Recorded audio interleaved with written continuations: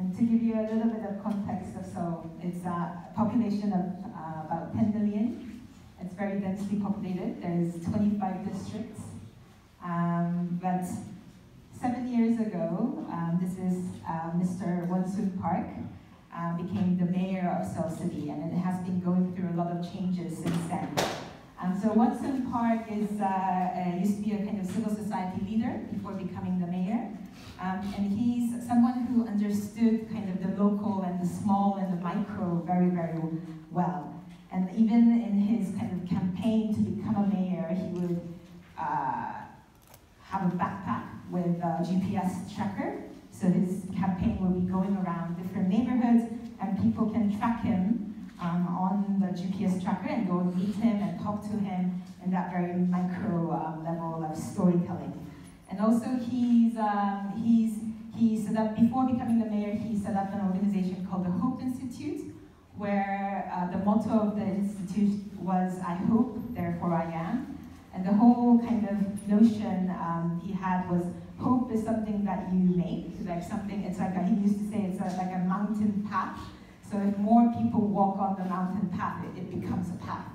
So hope is something that you make. So when he became the mayor, his whole purpose was to create a city administration that's more open and more participatory. So he started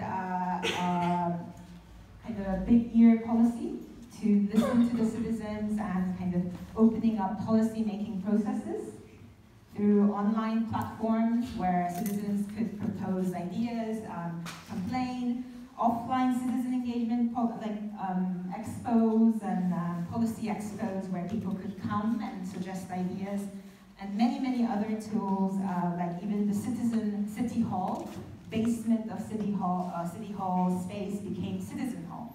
So anyone could come in, there's cafe spaces there, people could come in and propose new things and use it as a concert hall or like a free space they can rent out and use.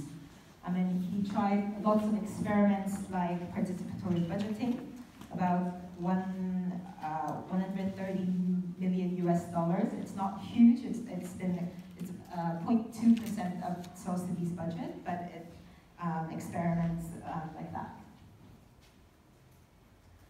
And this is kind of showing his way of kind of engaging with citizens offline.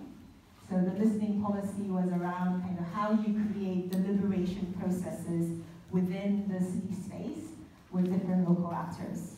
So one example of that, this is like in front of the city hall, symbolically an installation of an ear was set up, and citizens can go and record their messages. And this message gets sent to different departments of Seoul City.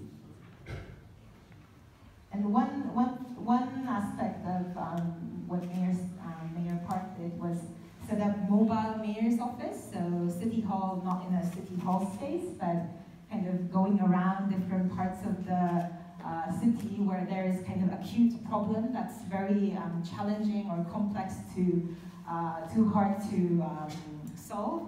And by mobilizing the mayor, being the presence of mayor, brings together people that wouldn't normally come together.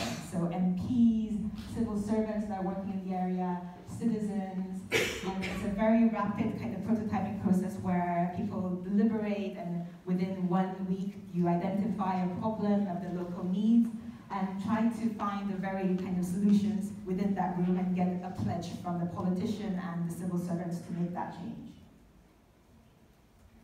And this year, as Louise mentioned, Ms. Mayor Park went to live in one of the deprived areas in Seoul City. So he's kind of embracing code living as a way to understand how citizens are actually living in deprived neighborhoods and really understand and through empathy what citizens are going through, and using this opportunity as to create kind of a next phase of Seoul City's social innovation city, because the last 7 years has been a lot of experiments, and this year he's been re-elected as the mayor, and he's kind of thinking about how do you renew a social innovation city when you have constructed all these kind of systems and intermediary organizations that are working in this field.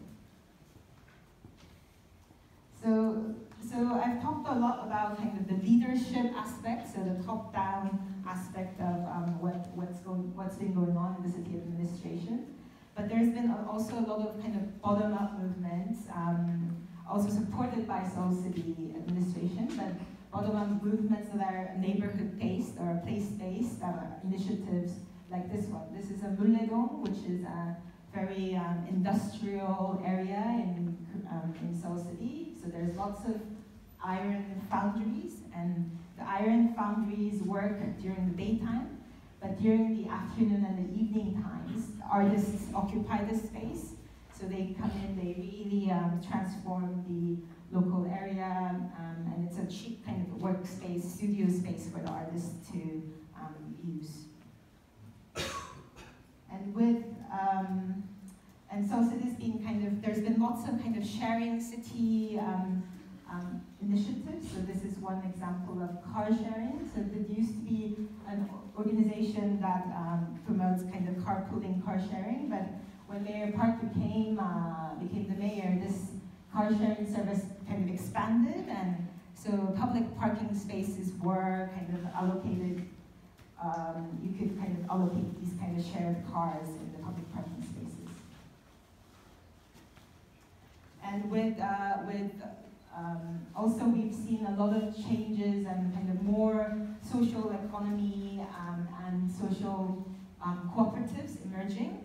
So there's lots of kind of new movement of cooperatives thriving in Seoul City at the moment. So in health and social care, and also in consumer co-ops, and also lots of kind of freelancer co-ops, or photographers or videographers or this translators forming cooperatives as a new form of business.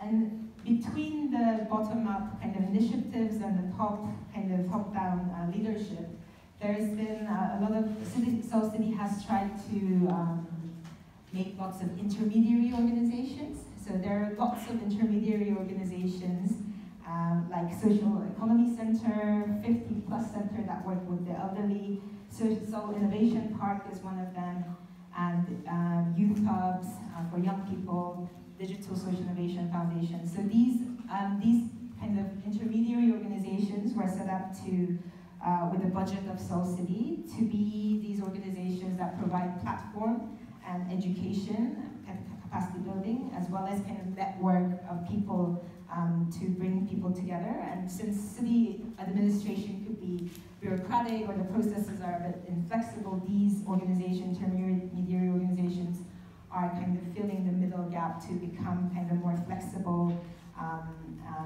organizations that support social innovation.